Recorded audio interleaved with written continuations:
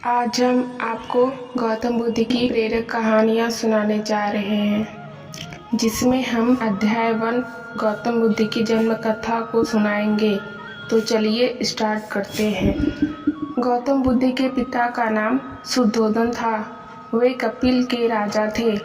बात उस समय की है जब गौतम बुद्ध का जन्म नहीं हुआ था। राजा शुद्धोधन के कोई संतान न थी। इसी कारण संतान प्राप्ति की चाह में वे सदैव विचारमग्न रहते थे। संतान प्राप्ति की चाह में ही उन्होंने 2 विवाह किए थे। राजा शुद्धोधन की बड़ी रानी का नाम महामाया और छोटी रानी का नाम प्रजावती था। धीरे धीरे समय व्यतीत हो रहा था। राजा शुद्धोधन अब अधेड़ अवस्था से वृद्धावस्था की ओर अग्रसर होने लगे थे। देवी देवताओं की पूजा अर्चना और दान पुण्य आदि करने के बाद भी उन्हें संतान का सुख न मिल सका। समय बीतने के साथ साथ राजा की तृष्णा भी बलवती होती जा रही थी। ऐसा प्रतीत होता था जैसे भाग्य के देवता राजा शुद्धोधन से कुपित हो गए हैं। तभी तो उनकी श्रद्धा और निष्ठा भी कोई रंग न ला सकी थी। अब राजा की तृष्णा चिंता और गहन चिंता में बदलने लगी थी। राज्य के चारों ओर सुख शांति और समृद्धि थी, किंतु अपना उत्तराधिकारी न होने के कारण यह सब कुछ राजा को निरर्थक ही प्रतीक होता था।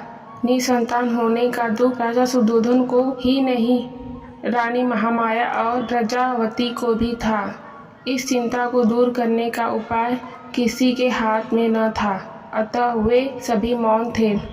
यह समय की बात है कि रानी महामाया रात्रि काल में अपने इष्ट देव का स्मरण कर शैया पर लेट गई। लेटते ही उनकी आंख लग गई और उनकी आंखों के सामने विभिन्न प्रकार के सुखद स्वप्न चित्र तैरने लगे। स्वप्नों का तांता रात भर लगा रहा। स्वप्न आते रहे और सुखद अनुभूति देकर विस्मृत होते रहे। रात्रि का अंतिम प्रहर चल रहा था। रानी महामाया ने स्वप्न में देखा कि 4 यक्ष, जिनके मुखमंडल तेज से प्रदीप्त थे, उनके निकट आए। यक्षों ने रानी को प्रणाम किया और पुष्प के समान बड़ी कोमलता से उन्हें उठाकर एक ओर उड़ चले। जिस वायुमंडल से होकर यक्ष रानी को लेकर उड़ रहे थे, उसमें बड़ी मनमोहक सुगंध व्याप्त थी। इस भीनी भीनी खुशबू ने रानी के अंतर्मन को प्रफुल्लित कर दिया। यक्षों ने रानी महामाया को ले जाकर एक सर्वोन्नत पर्वत के शिखर पर बैठा दिया। वहाँ एक बहुत सुंदर आसन बना हुआ था। इस आसन पर विराजमान होकर रानी को बड़ा आत्मिक सुख मिला। रानी महामाया का तन मन प्रसन्नता से झूम रहा था। इसी बीच स्वर्गलोक में निवास करने वाली सुंदरता की प्रतिमूर्तियां अप्सराएं वहां एकाएक प्रकट हुईं। अप्सराओं ने करबद्ध हो सिर झुकाकर रानी को प्रणाम किया। देवी, एक अप्सरा रानी से बोली, आपके स्नान का समय हो गया है, कृपया स्नान के लिए प्रस्थान कीजिए। रानी कुछ न बोली, उठकर उनके साथ चल दी। अप्सराएं रानी को ले मंगल गीत गाती हुई एक सरोवर के पास पहुंची। सरोवर अत्यंत सुंदर था और उसमें श्वेत कमल पुष्प शोभायमान थे। अप्सराओं ने रानी को ले जाकर सरोवर के मध्य खड़ा कर दिया और मल मल कर स्नान कराने लगी। सरोवर का जल रानी के शरीर पर पड़ते ही उनकी काया कंचन जैसी हो गई।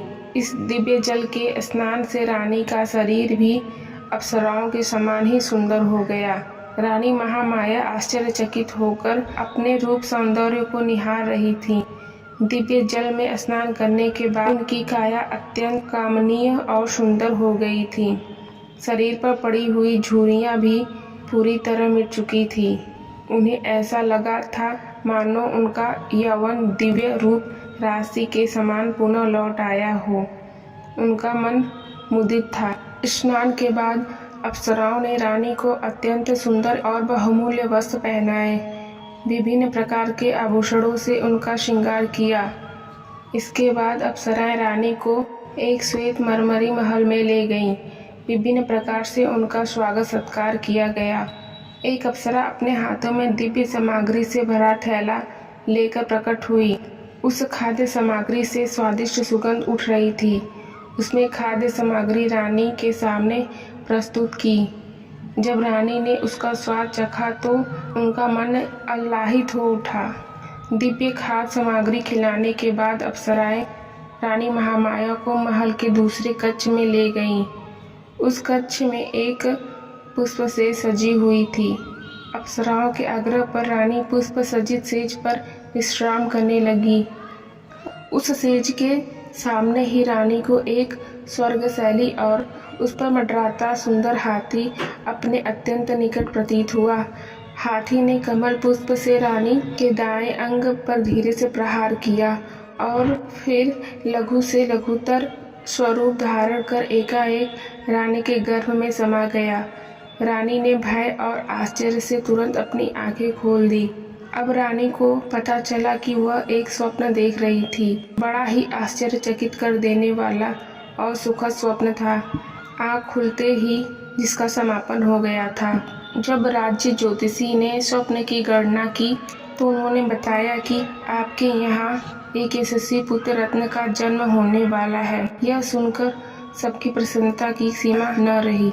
राज्य ज्योतिषी की घोषणा ने जैसे राजा रानी और प्रजा के ऊपर से चिंता की कालिमा को समाप्त कर दिया। राजमहल में छाया सन्नाटा धीरे धीरे सिमटने लगा। ज्यों-ज्यों रानी महामाया का गर्भकाल पूर्ण होने को अग्रसर हो रहा था, त्यों-त्यों राजमहल में प्रसन्नता बढ़ती जा रही थी।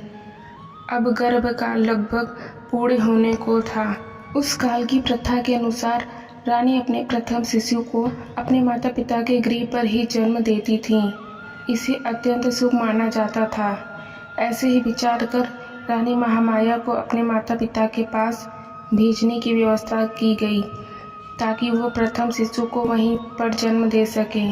राजा की आज्ञा से एक सुंदर रथ को फूल मालाओं और मोती मणियों से सुसज्जित किया गया। उस रथ में रानी के साथ उनकी प्रियदासियां और परिचारिकाएं बैठी। रथ के आगे आगे 6 घोड़े पर सवार योद्धा सैनिक चल रहे थे और इसी प्रकार पीछे भी घुड़सवार सैनिक चले। धीरे धीरे रानी का यह काफिला आगे बढ़ता जा रहा था कि लुम्बिनी वन के निकट रानी को तीव्र प्रसव पीड़ा होने लगी। परिचारिकाओं के कहने पर रथ को लुम्बिनी वन में ही एक उचित स्थान देखकर रोक दिया गया। वैशाख माह की पूर्णिमा थी। गगन में पूरे चंद्र जगमगा रहा था। लुम्बिनी वन का कोना कोना जैसे पूर्णिमा की शीतल चांदनी में अपनी मधुरता के साथ शोभायमान हो रहा था। वैशाख पूर्णिमा को जैसे सर्दियों से लुम्बिनी वन में इस महान घटना के घटने की ही प्रतीक्षा थी और प्रतीक्षा की घड़ियां धीरे धीरे समाप्त होती जा रही थीं।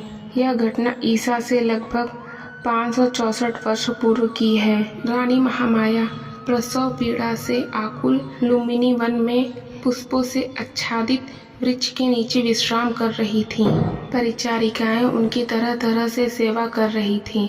प्रकृति द्वारा निर्धारित शुभ घड़ी और शुभ पलों में रानी महामाया ने एक सुंदर स्वस्थ शिशु को जन्म दिया। शिशु के जन्म की शुभ सूचना अविलंब कपिलवस्तु भेज दी गई। कपिलवस्तु के राजा सुधोधन और रानी प्रजावती के हर्ष की सीमा न थी। पूरा राजमहल विभिन्न प्रकार की मोती मणियों और दीपमालाओं से सज्जित किया गया।